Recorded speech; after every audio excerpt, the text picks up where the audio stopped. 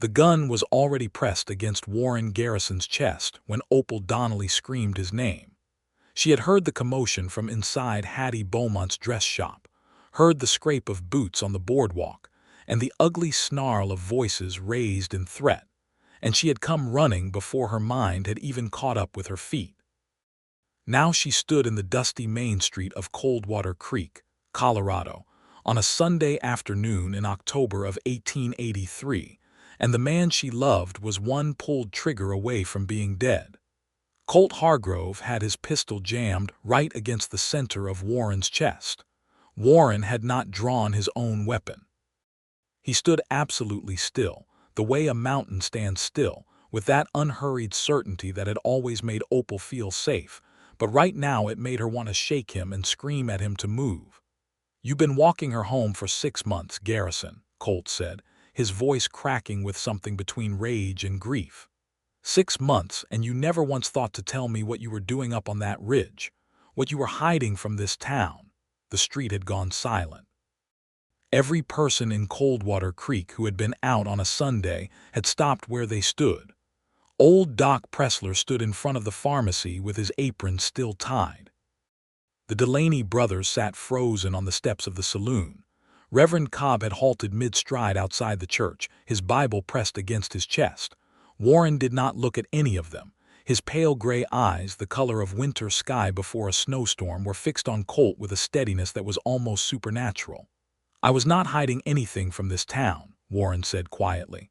"I was hiding something from you specifically, because you gave me reason to." Opal's throat constricted. She did not know, in that moment, how many secrets were held inside those 2 sentences. She did not know the full weight of what Warren Garrison had carried down from that ridge every Sunday when he descended to walk her home from church. She thought she had known him. She was beginning to understand that she had known only the part of himself he had decided she was ready to hold. Colt's finger tightened on the trigger. "You tell me what you know, or I end this conversation right now." "Colt," Opal said, stepping forward. Her voice was shaking, but she made herself keep moving until she was close enough that her shoulder was almost touching Warren's arm. "Put that gun down." Colt looked at her, and she saw something in his eyes she had never expected to see from a man who had once courted her, who had sat across her father's table and eaten her mother's apple pie and spoken politely about the weather. She saw desperation. She saw a man who had run out of all the easier options and had arrived at the last terrible one. "You don't know who he is," Colt said to her. "You think you do, but you don't." "Then tell me," she said. "Put the gun down and tell me." For a long moment the whole street held its breath.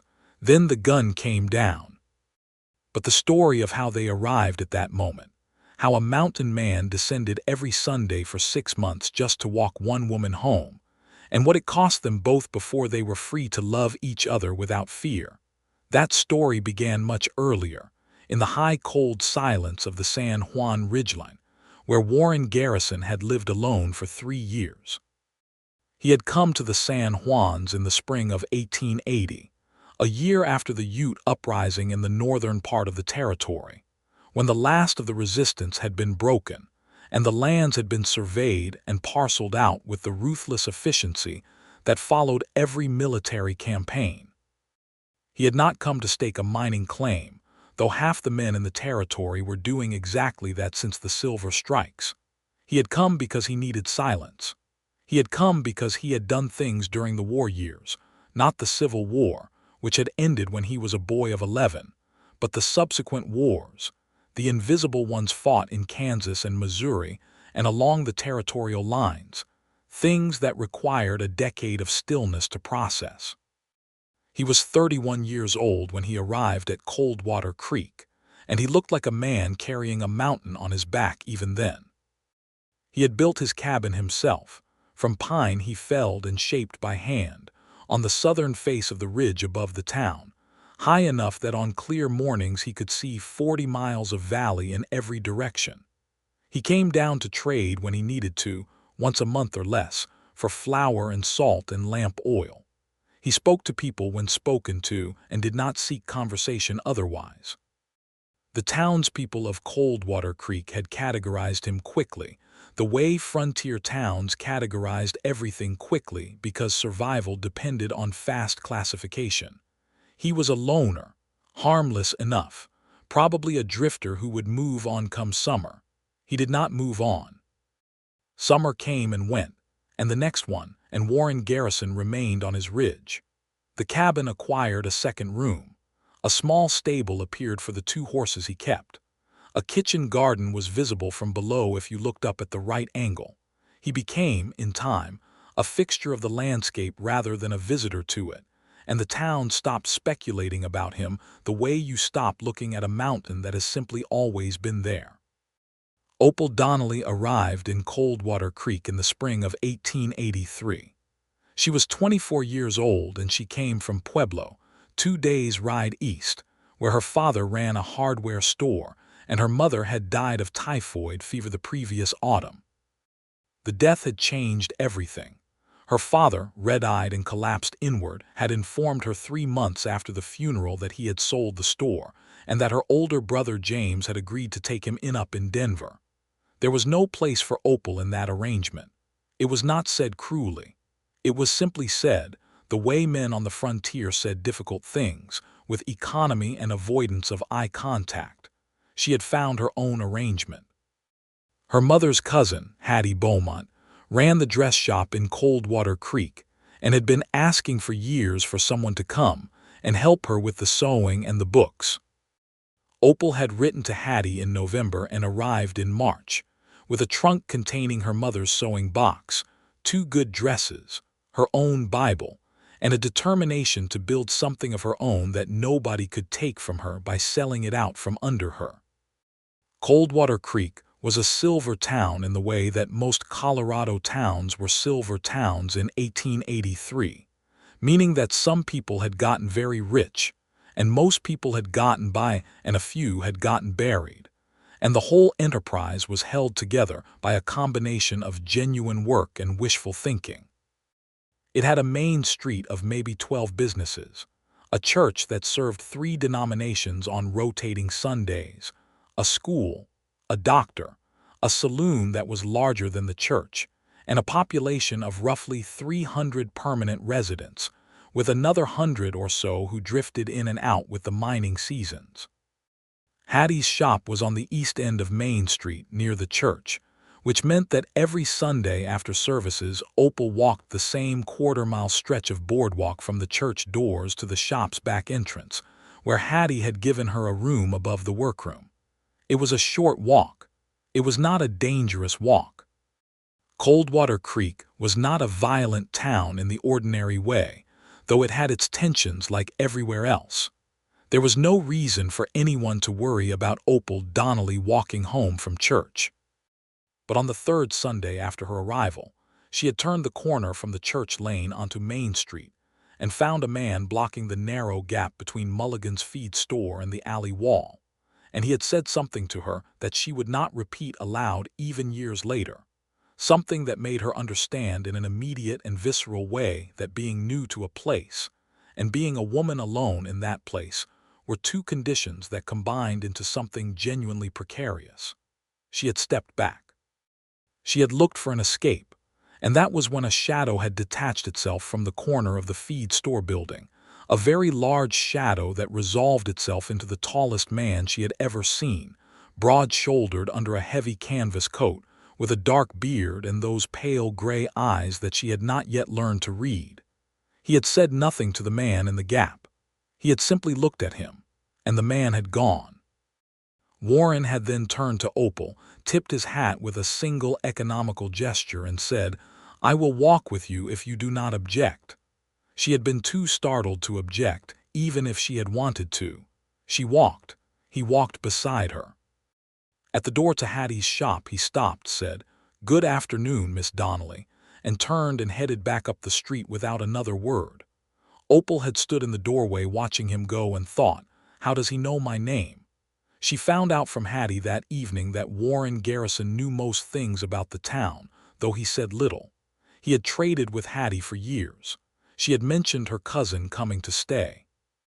He had filed the information away in that quiet, methodical way he apparently had of filing everything. The following Sunday he was there again, not waiting for her exactly, not standing at the church door like a suitor.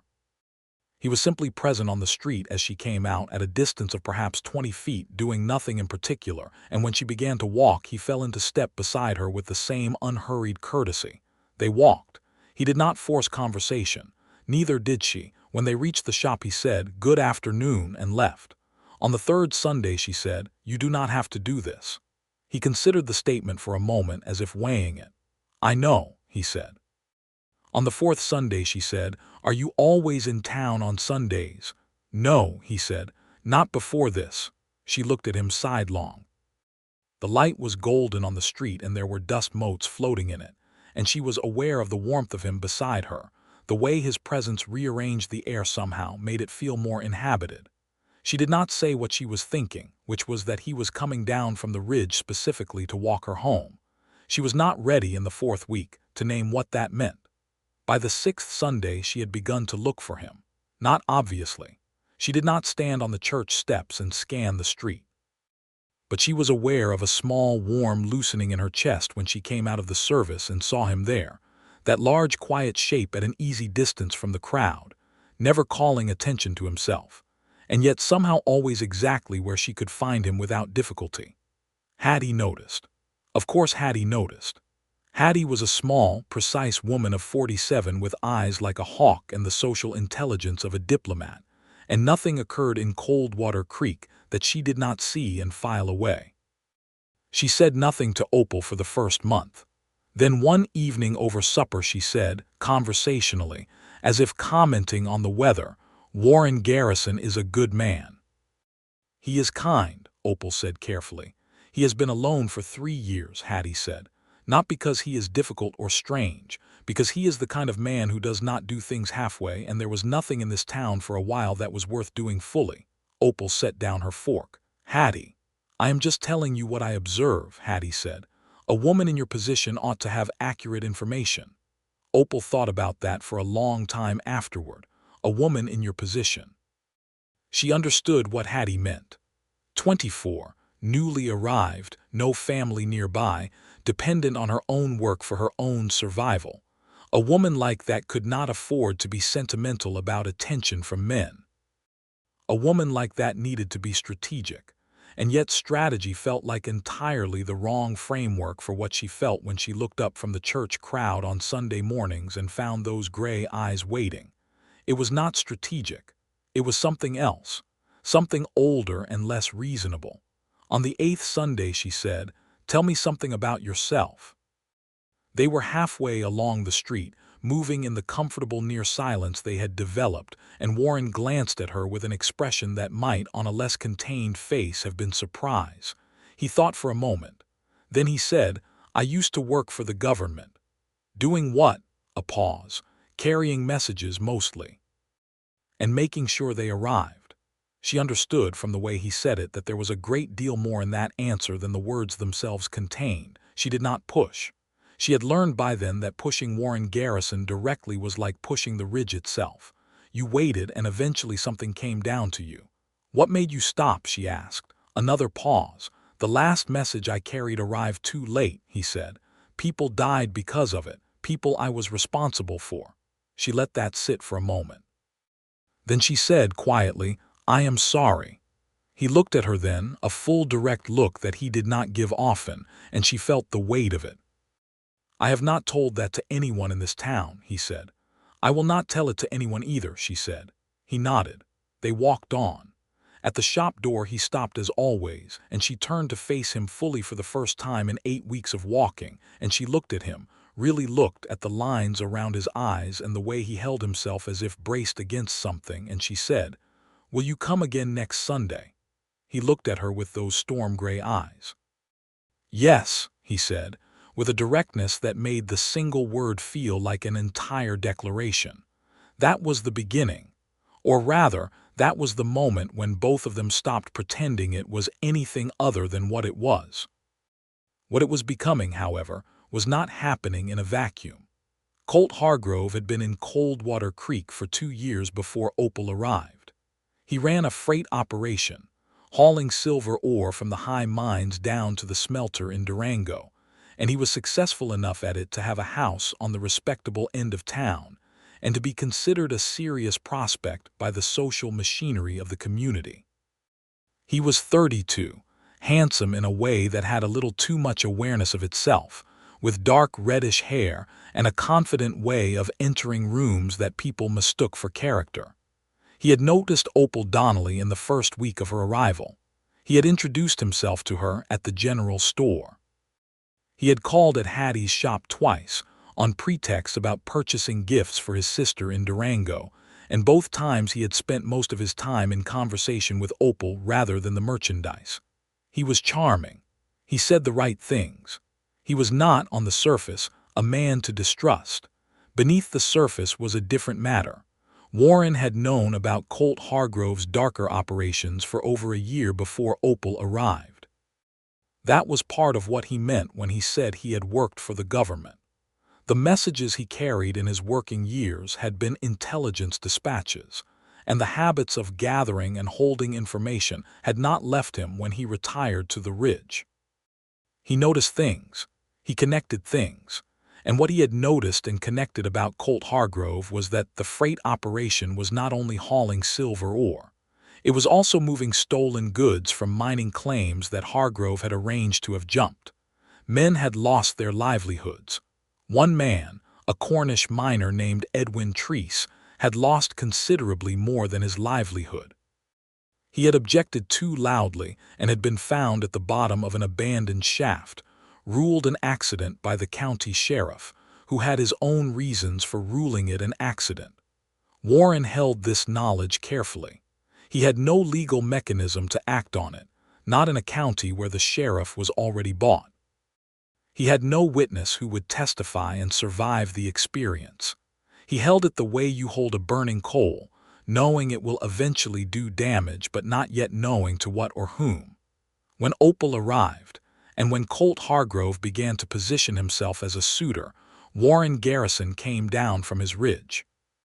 He told himself at first that he came because of the practical danger, because a woman alone who attracted Hargrove's interest was a woman in a precarious position, and he was perhaps the only person in the county who understood exactly how precarious. He told himself his motivations were protective and nothing more. He was not a man who could deceive himself for very long. By the second month he knew that he walked her home because the 30 minutes of her company on Sunday afternoons was the best part of his week. That was the honest truth of it, unadorned and slightly frightening. Opal herself was navigating something more complex than she had anticipated when she arrived in Coldwater Creek. She had come intending to be practical, to work hard and save her earnings and perhaps eventually have a small business of her own. She had not come looking for anyone. Grief had a way of making the heart feel both emptied out and tender, like a bruised thing, and she had assumed that the emptiness would take a long time to fill. What she had not anticipated was the particular quality of Warren Garrison's presence, which was not insistent or showy or demanding, but simply steady. He was there. He was there in the same way that the Ridge was there, and something in her that had been off balance since her mother's death found itself leveling against that steadiness without having decided to do it consciously. She talked to him about her mother. She did not mean to, not the first time. They were midway down the street and she looked up at the mountains, the early June light on the snowcaps still present in the highest places, and she said, without planning it, "My mother would have loved this view." And then she told him about her mother, about Opal Donnelly who had grown up in Ohio and had always said the mountains looked like something she had dreamed before she was born. Warren listened without filling the space with platitudes, without saying she is in a better place or everything happens for a reason, the things people said that made grief lonelier instead of less so. He just listened, and when she finished he said, "She sounds like someone who paid attention to the world." And Opal felt tears press behind her eyes and blinked them away and was grateful in a way she could not quite explain. She began to feel, around the 10th or 11th Sunday, that she was in serious trouble. Not danger, not the kind Hargrove represented, but the older, more complicated kind, the kind where someone else has gotten into the enclosed space of your interior life without your planning it and cannot be extracted without considerable loss.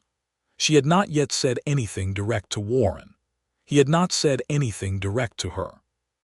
They orbited each other through those Sunday walks with a careful precision, two people who had both been hurt by the world in different ways and were moving very deliberately towards something they were both a little afraid to name.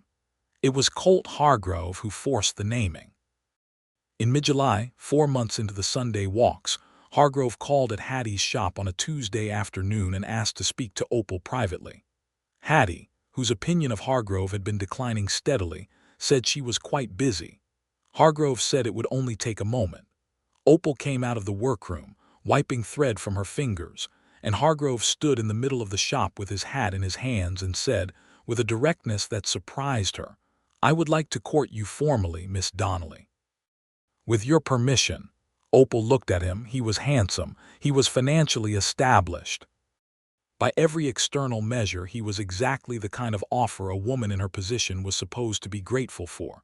"I appreciate the sentiment," she said carefully, "but I'm not sure I'm ready to be courted formally."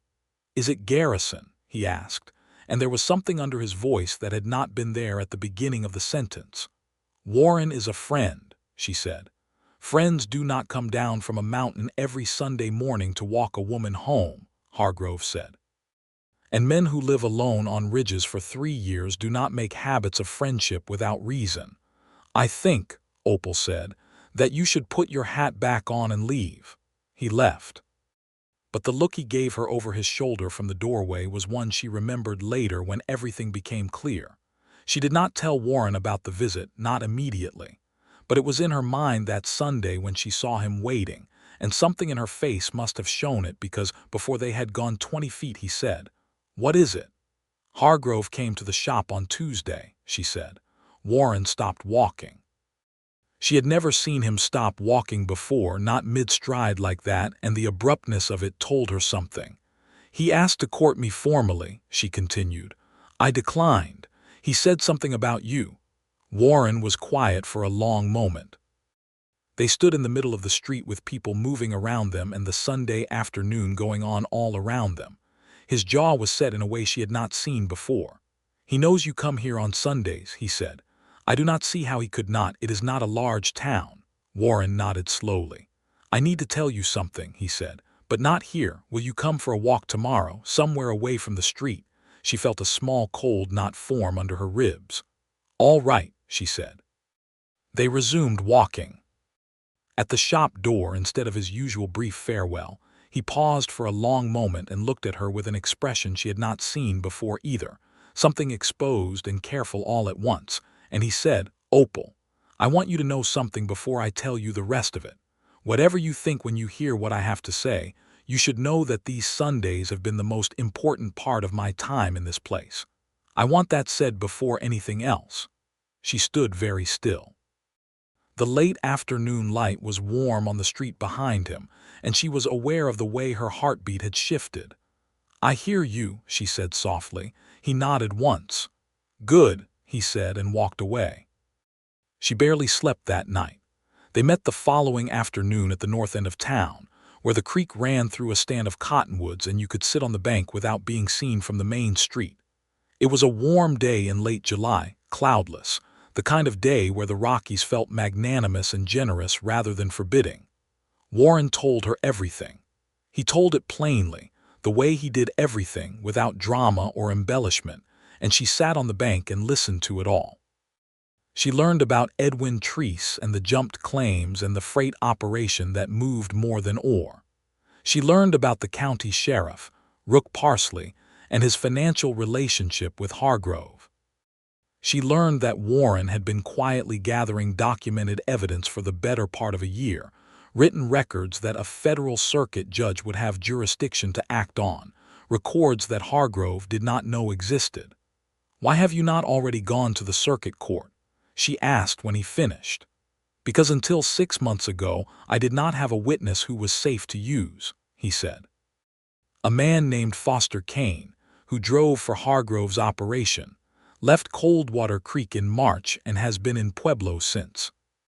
He has agreed to testify, but he will not come back until I can guarantee his safety, which requires me to have the circuit judge already on his way, which requires me to deliver the evidence packet to Santa Fe without Hargrove or Parsley knowing I have done it. When are you going to do that? I was going to do it last month, he said. But then I learned that Hargrove had noticed the Sunday walks. He has had someone watching you. The cold knot under her ribs tightened. Watching me. He is not threatening you directly. He is using you as leverage on me. If I leave to go to Santa Fe, he will have someone make things difficult for you while I am gone, and Parsley will look the other way. He paused. He does not know what I know about him, but he knows enough to want me contained. She sat with this for a moment. The creek moved over the stones beside them with its steady, indifferent sound. So you have been coming on Sundays not only because you wanted to, she said slowly, but also because you were protecting me. He looked at her directly. Both things are true simultaneously, he said. I want to be very clear about that. I have not used your safety as a justification for something else. The protection was genuine, and so was the other thing. They have always been two separate and equally real reasons. She believed him. The peculiar and reliable instinct she had developed over those months of Sunday walks told her this was the truth. And yet, you did not tell me, she said, not accusingly, as a fact. No, because telling you would have put you in the position of knowing about a dangerous man's activities in a county where the law serves that man. Knowledge without the ability to act on it is just fear. I did not want to give you fear. She turned and looked at him fully. He met her gaze. In the dappled cottonwood light, his gray eyes were the color of the creek water where it ran shallow over pale stones, and she thought, irrelevantly but with complete certainty, that she had never trusted anyone's face more completely in her life. You should have told me, she said, not because I could have acted on it, but because I deserved to know what was around me. I'm not someone who needs to be protected from information. He absorbed this. You are right, he said. I handled that incorrectly. She had expected some form of defense. The admission without qualification startled her. Yes, she said after a moment, you did, and I appreciate that you know it. They sat in silence for a while, listening to the creek. A hawk made a wide, slow circle over the cottonwoods.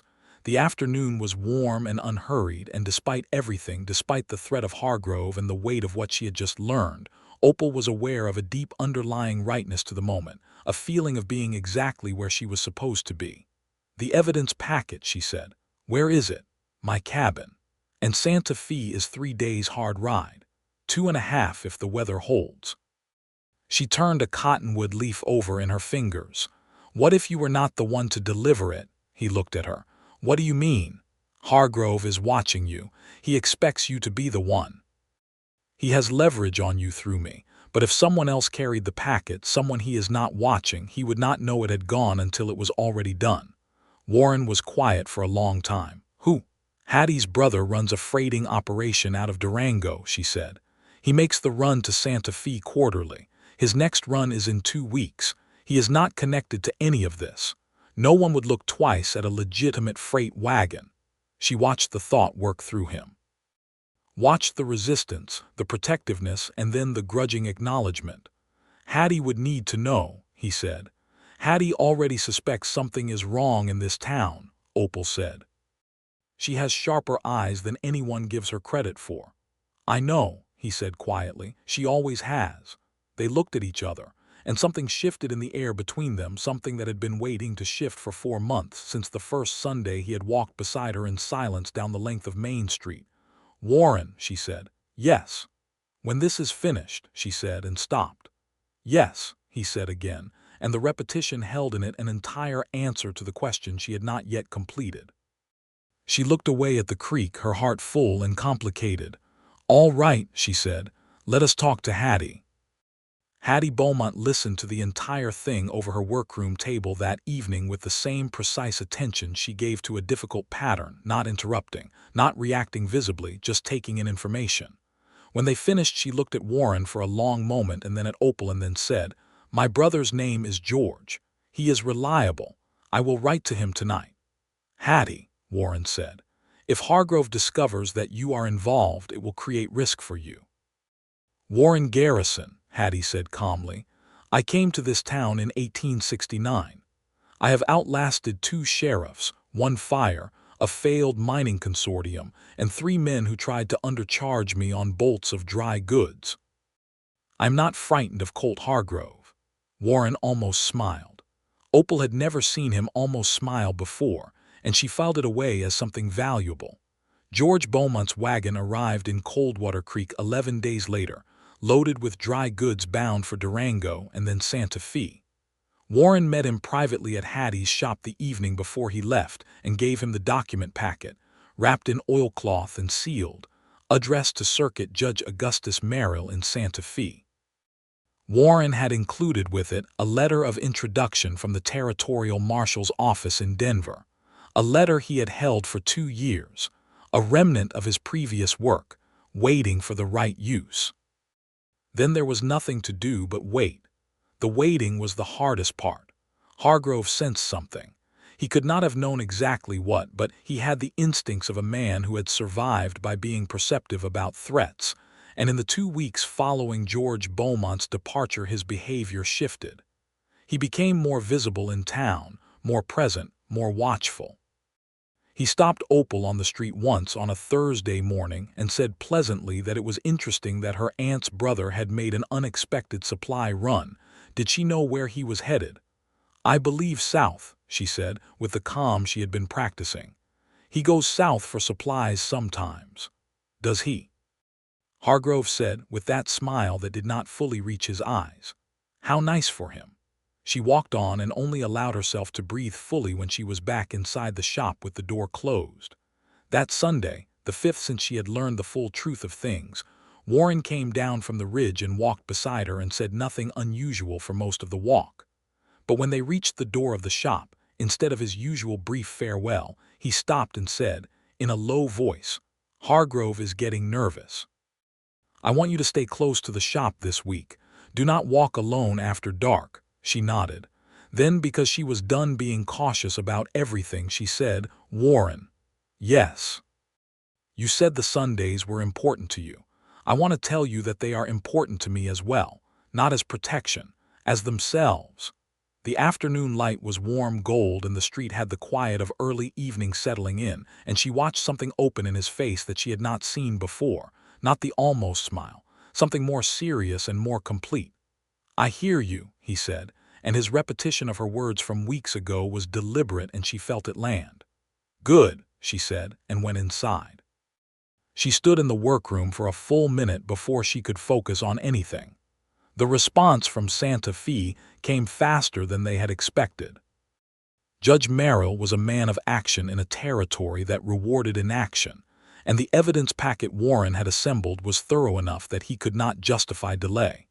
He dispatched a deputy marshal and 2 federal agents north within 5 days of receiving it.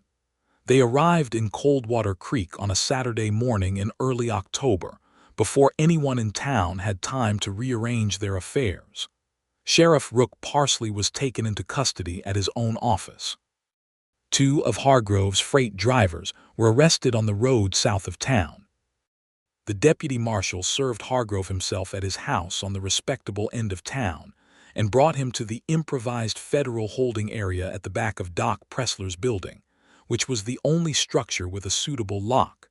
But someone had warned Hargrove, not in time to prevent his arrest, but in enough time that he had a moment, a quarter of an hour between the knock on his door and his capture, in which to decide what he was going to do about Warren Garrison. What he did was go to the nearest person who represented his remaining leverage. He had gone to Hattie's shop first. Hattie had taken one look at him and stepped back from the door and said, "Get out of my establishment," with a calm that bordered on the supernatural. He had pushed past her, found the back room empty, and understood that Opal was already at Sunday services. He was waiting outside the church when the congregation came out, and Warren was already there, the way he was always there on Sundays, that large quiet presence at an easy distance from the crowd. The gun came out before anyone could react. Which was how they had arrived at the moment that began the story. Hargrove's pistol pressed against Warren's chest, Opal running out from the dress shop, the whole street frozen. And then the gun coming down. But the gun coming down was not the end of the crisis. It was only the shift from one kind of danger to another. Hargrove stood in the middle of the street with his arm at his side, and the pistol loose in his hand, and his face doing something complicated that Opal could not entirely read. The federal deputy marshal, a lean, sun-darkened man named Briggs who had appeared at the sound of the commotion, was moving carefully toward him from the left. "You set me up," Hargrove said to Warren, not with rage anymore, with something that sounded closer to exhaustion. "I documented what you did," Warren said in the same quiet tone. "I did not set anything." "You arranged it yourself." "Edwin Treese," Hargrove said. The name landed differently than anything else he had said. "Yes," Warren said, "among others." Hargrove looked down at the gun in his hand. Then he set it on the ground and straightened and let Deputy Marshal Briggs take his arm. As he was led away, he looked at Opal once briefly, and she could not tell if what was in that look was accusation or something else. She let out a breath that seemed to come from somewhere very deep in her chest. The street came back to life around her. Voices rising, people moving, the sudden released energy of a crowd that had been holding its breath. Doc Pressler appeared at her elbow and said, "Are you all right, my dear?" And she said she was fine, she was quite fine, and looked around for Warren. He was standing very still where he had been standing for the entire confrontation, as if he were waiting to be sure it was over before he allowed himself to move. She crossed the street and stood in front of him. "You did not draw your weapon," she said. "No," he said. "Why not?" He looked at her. "Because you were standing next to me. I was not going to fire a weapon with you there." She felt something enormous and wordless move through her, and if I had not been there, a pause. Something that might have been the beginning of that rare almost smile. "I would still not have drawn," he said. Hargrove needed a reason to put the gun down. A fight would not have given him one. Stillness gave him time to find the reason himself. She stared at him. "You were counting on him to back down." "I thought it likely," he said. "He is not a brave man at his core, he is a practical one. And being shot by a federal officer for shooting a citizen on a public street was not a practical outcome." "You thought all of that with a gun pressed against your chest," she said. "I had some time," he said. And this time the almost smile arrived and became an actual smile, brief and genuine, and it utterly transformed his face in a way that made her breath catch. "Warren Garrison," she said. "Yes. I am very angry with you for frightening me like that." "I know," he said. "I am sorry. And I am very glad you are not dead." "That makes two of us," he said. She laughed. It came out a little unsteady, but it was real. And he was looking at her with that open expression she had first seen by the creek bank, and they were standing in the middle of the main street of Coldwater Creek with the whole town watching, and she did not care about any of it. "Walk me home," she said. He offered her his arm formally, the way it would have been done back east in a city, an old-fashioned gesture that seemed entirely right from him, and she took it, and they walked down Main Street together in the October afternoon. And if people stared, she supposed they had earned the staring. At the door to the shop, he did not say good afternoon. He said, "May I call on you tomorrow? Not on a Sunday, on an ordinary day as myself, without any other purpose attached to it." She felt the warmth of it move all the way through her. "Yes," she said, "come for supper. Hattie will set another place." He came for supper on Monday, and the Monday after that. And by November, the town of Coldwater Creek had entirely stopped finding it remarkable that Warren Garrison's horse was tied outside Hattie Beaumont's shop on weekday evenings, or that Warren and Opal could be seen walking together by the creek on Sunday afternoons, not because she needed an escort, but because they chose to. He told her more of his history, incrementally, in the way that private people disclose themselves, in pieces given when they were ready. He had grown up in Ohio, which she found unexpectedly touching, given that her mother had grown up in Ohio too, and she said so, and something in his face gentled at the coincidence. He had served as an Army scout in his early 20s, then moved into intelligence work for the Territorial Marshal's office, the carrying of messages he had described obliquely on that 8th Sunday. The message that arrived too late had been a warning about a planned attack on an Army dispatch unit in Kansas. 7 men had died. He had not been responsible in any legal sense. He had been responsible in every personal sense, and that was the weight he had carried up to the ridge.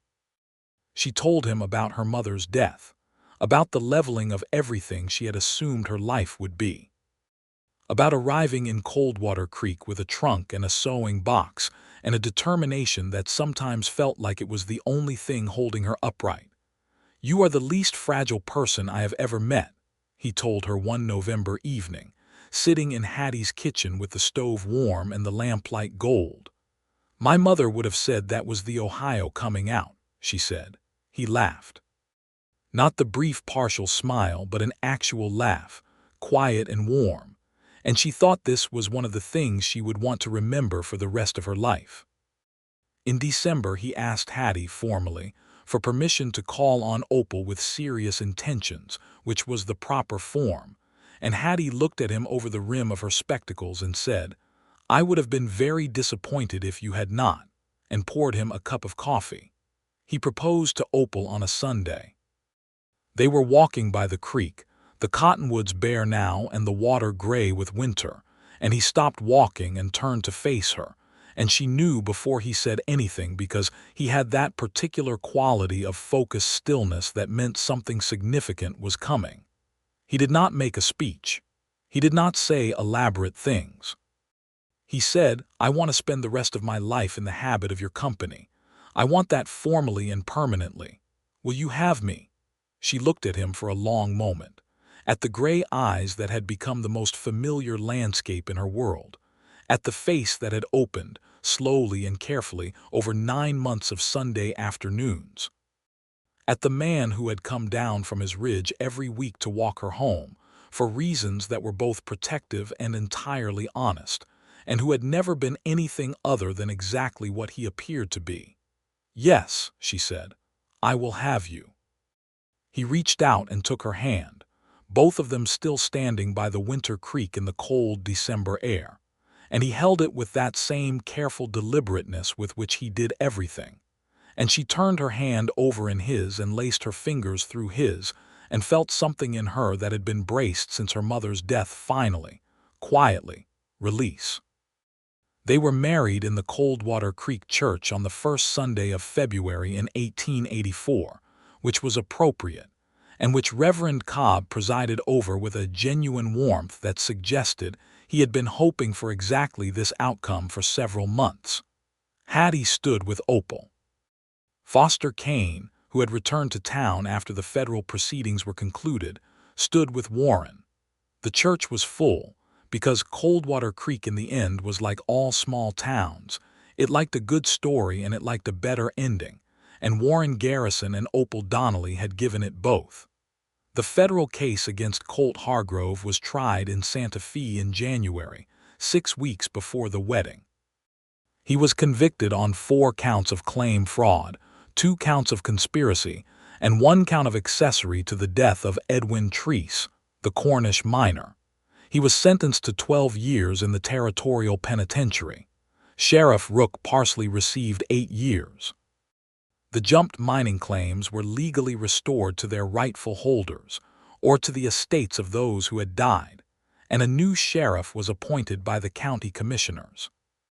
Justice in the frontier West was imperfect and frequently delayed and sometimes entirely absent, but in this instance it arrived, carried by a freight wagon to a circuit judge who believed in doing his job, and Opal thought about that sometimes, about the small chain of choices that had made it possible: George Beaumont's wagon, Hattie's decisiveness, a letter written in the right hand to the right place, and Warren's 3 years of quiet patience on the ridge. In the spring of 1884, after the wedding, they moved up to the cabin.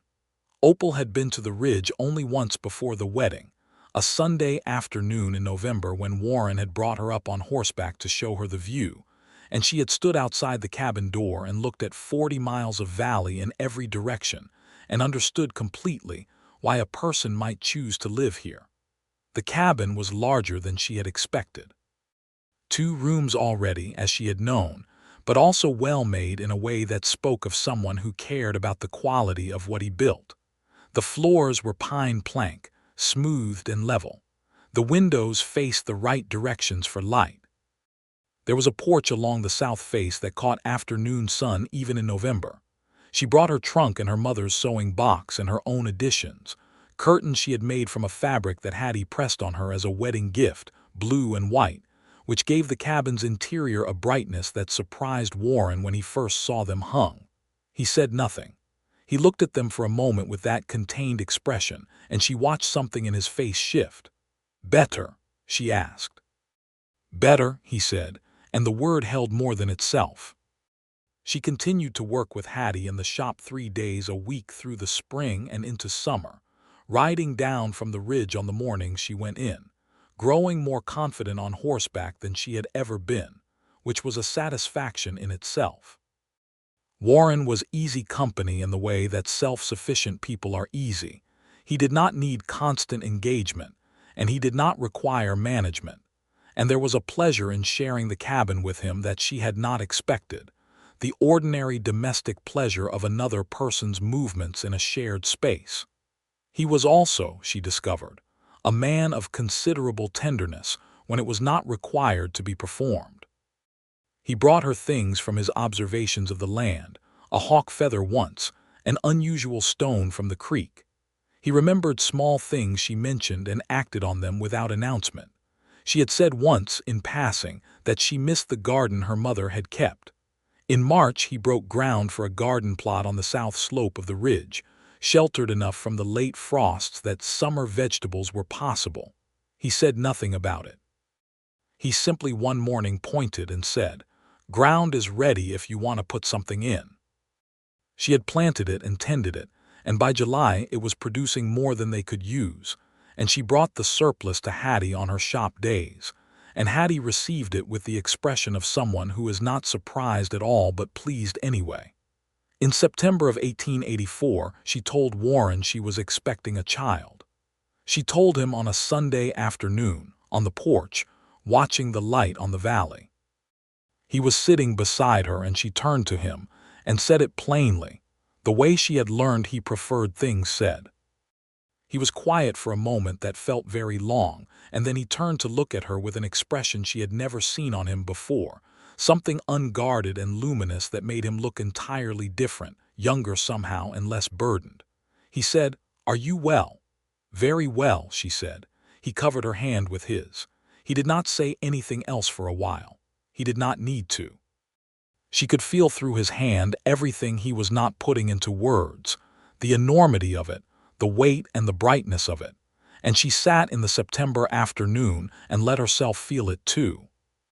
The child was born in April of 1885, when the ridge was showing the first green of new grass, and the cottonwoods below were in that particular pale new leaf color that made the valley look painted. Doc Pressler came up from town in time, which was fortunate, and Hattie came too, and was generally very useful and only slightly terrifying in her efficiency. The baby was a boy.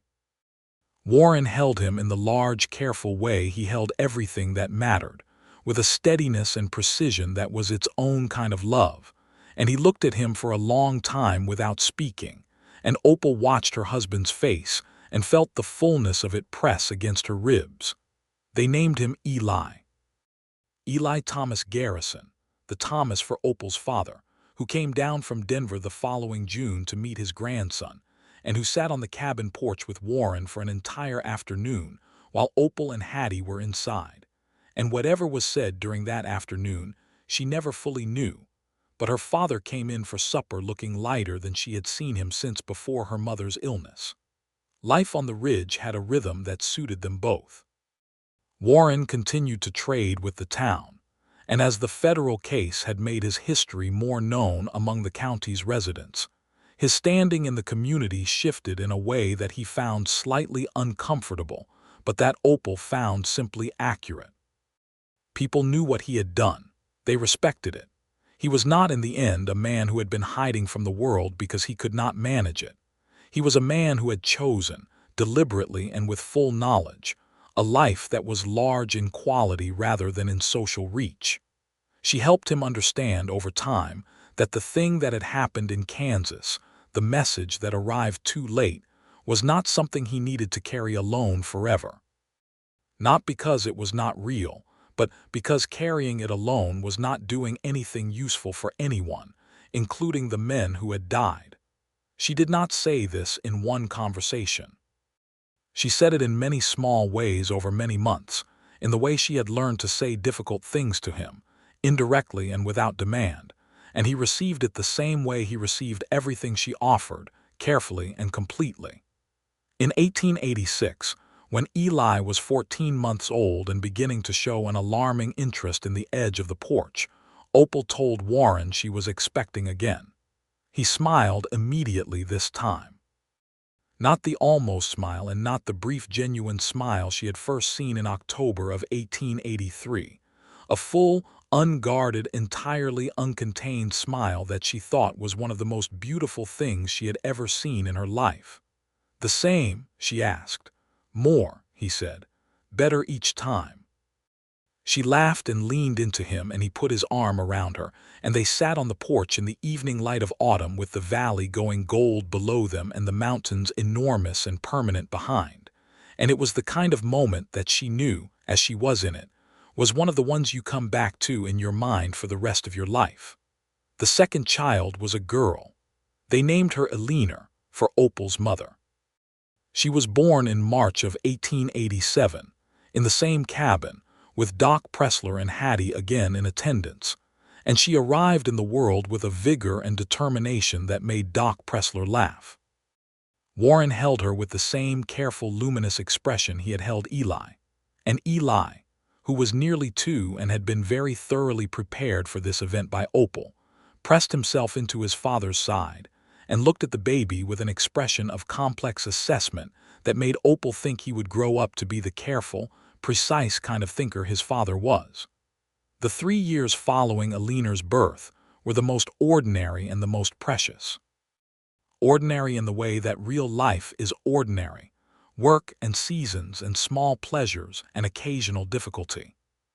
Precious in the way that you do not see until you are well inside them, when the crisis and the secrets and the hidden dangers have all been resolved, and what remains is the simple, vast fact of the life you have built. Hattie retired from the dress shop in 1889, handing it over to a young woman named Clara from Durango who had learned her trade well and who promptly painted the door a different shade of green. Hattie moved into a smaller house on the north end of town with a kitchen garden and a cat, and became the most socially connected person in Coldwater Creek, which was exactly what she had always been, except now she did it without the obligation of running a business. Warren began taking Eli with him to the town on trade days when the boy was old enough, 5 or so, and Opal would watch them ride down the ridge road together, the tall man and the small boy, and feel something so complete it had no word better than grace. There was a third child in 1891, another boy, whom they named Thomas, and who arrived with none of the drama of the other 2, and proceeded to be the most cheerful and uncomplicated person in the household, which Warren said was a gift from nature to balance out the tendency toward intensity in both his parents. Opal thought, not for the first time, that he had gotten considerably funnier over the years. This was one of the things she had not expected when she married him, and it remained a source of ongoing delight. The cabin grew too. By 1890, there was a third room and a proper kitchen addition and a larger stable. By 1893, there was a fourth room that served as a schoolroom, because the ride down to town every day for school was impractical, and Opal had been educated well enough in Pueblo to handle the early years herself. A proper schoolteacher came twice a week from town, a young man named Pierce who made the ride up with evident pleasure and taught the children arithmetic and history, while Opal continued their reading and writing. The memories of those years were dense and layered in a way that single dramatic moments never could be. Sunday afternoons on the porch watching the valley light change. Eli's first horse, a small steady roan that Warren chose with a care that suggested he had been thinking about it for years. Eleanor's absolute refusal to wear shoes before the age of 7, a battle that Opal eventually chose to stop fighting on the grounds that the mountain terrain was wearing her out more than it was wearing Eleanor. Thomas's habit of bringing home small animals of various descriptions and requesting that they be allowed to stay, a request that Warren consistently declined and Opal consistently partially granted, which resulted in a cabin that at various points housed a crow with a broken wing, a very small goat, and a ground squirrel of unusual personality. She thought sometimes about that first Sunday, about the man who had separated himself from a shadow on the side of the feed store building and said, in that quiet, measured voice, "I will walk with you if you do not object." She had not known, standing in that narrow gap looking at the largest and most composed stranger she had encountered, that she was at the beginning of the most important sequence of events in her life.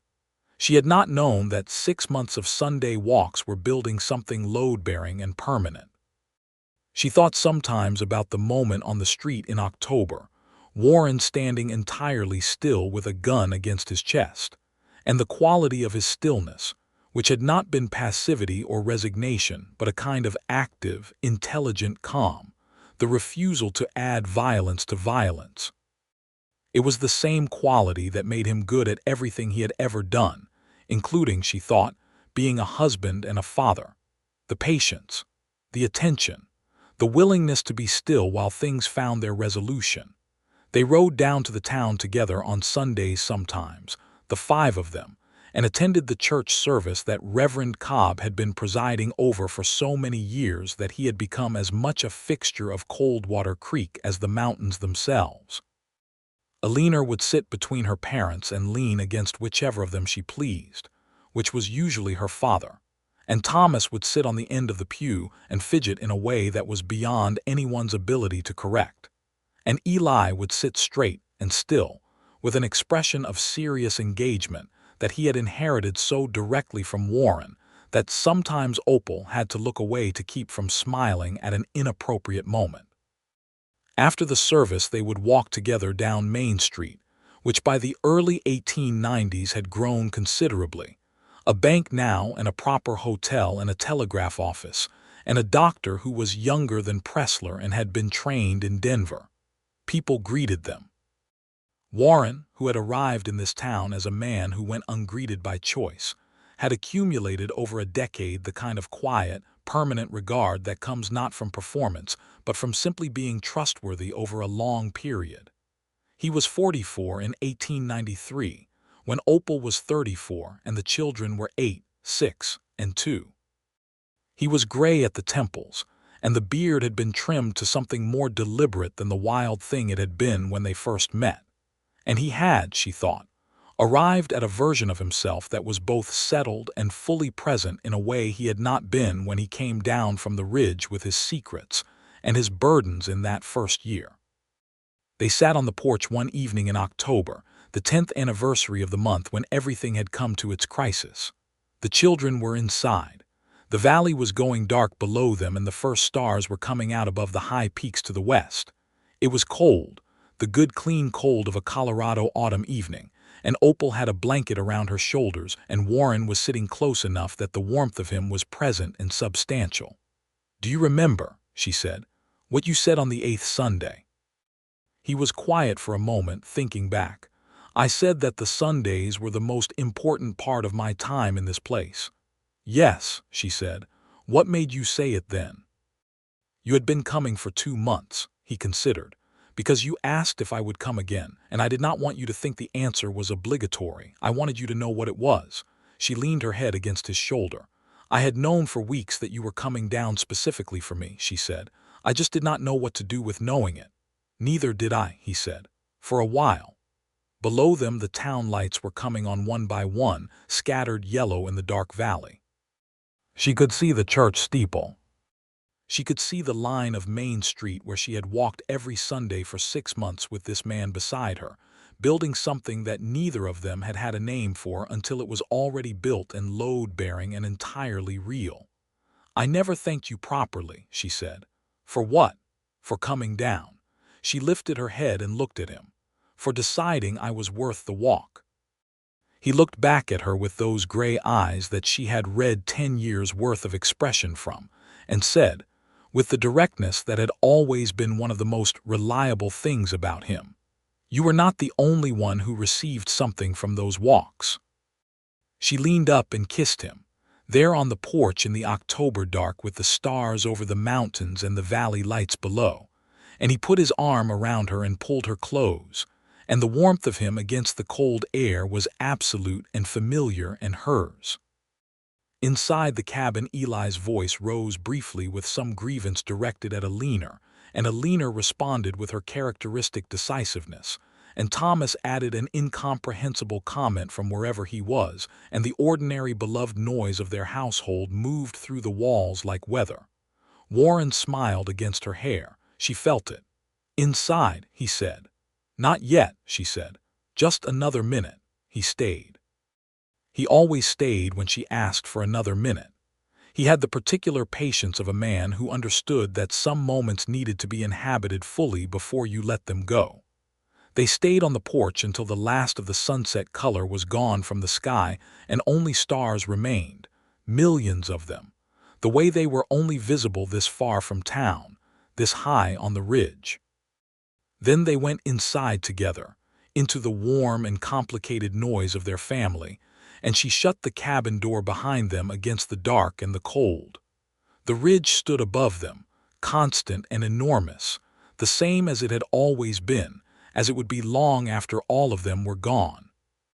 But what had come down from it, in the form of a large quiet man in a canvas coat on a Sunday morning in the spring of 1883, had changed the shape of at least 2 lives entirely.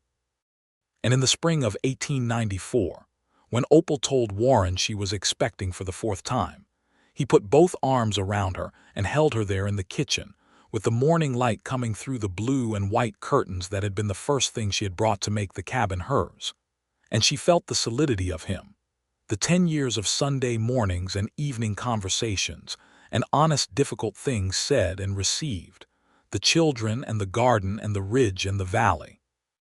All of it contained in this moment in the circle of his arms, in the specific and irreplaceable texture of a life that had been built from a single act of steadfast, repeated care. A man who had come down from his ridge every Sunday in all weathers, across 6 months of a woman's first season in a new place, not because he was asked to, not because he was required to, but because he had recognized in the quiet and specific way he recognized all important things, that she was worth the walk. And she, who had arrived in Coldwater Creek with a trunk and a sewing box, and a determination that sometimes felt like the only thing holding her upright, had looked up one Sunday morning and found him there, steady as the mountains, and had made the single most important recognition of her own life, that some things were worth walking toward, that some silences were the fullest conversations, that a man who came down from the ridge every Sunday to walk you home might, if you let him, turn out to be the home itself. The 4th child, a girl, was born in November of 1894, healthy and loud and entirely certain of her own importance from the first. They named her Clara, for Hattie's friend who still ran the dress shop with its green door, and for the quality of clarity that Opal had always valued above almost anything. Hattie, who was by this point 61 and had developed strong opinions about godparenting, stood up at the baptism and accepted the responsibility with the same calm decisiveness with which she accepted all responsibilities, while her cat sat outside the church door and waited.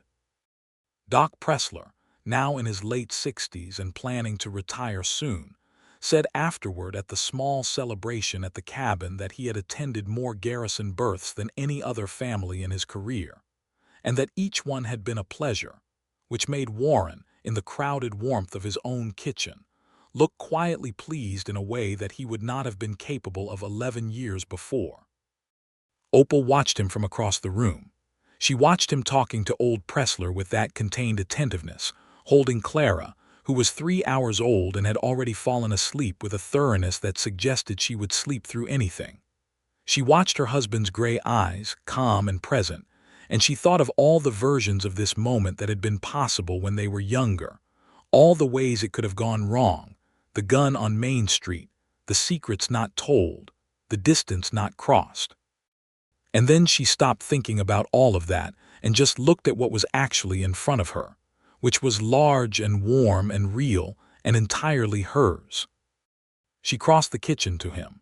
He looked up as she came and made room for her beside him without interrupting his conversation, and she tucked herself into that space and leaned against his arm, and he shifted Clara slightly so that she could see the baby's face, and she looked at her newest daughter sleeping with complete confidence in the world, and she thought this was what the mountain man had come down from the ridge for. This was what she had walked toward, all of it. Every last complicated, frightening, beautiful piece of it. Outside, the ridge stood against the November sky, pale with new snow on its upper reaches, enormous and permanent and entirely itself. But inside the cabin, in the warmth and noise of the life that had been built here, the only thing that mattered was this: two people who had found each other through steadiness and patience and honesty, who had built something real from those materials, who had made a family and a home and a history, and who still, on Sunday mornings, liked to stand together on the porch and watch the light move across the valley below. Because some habits are not just habits.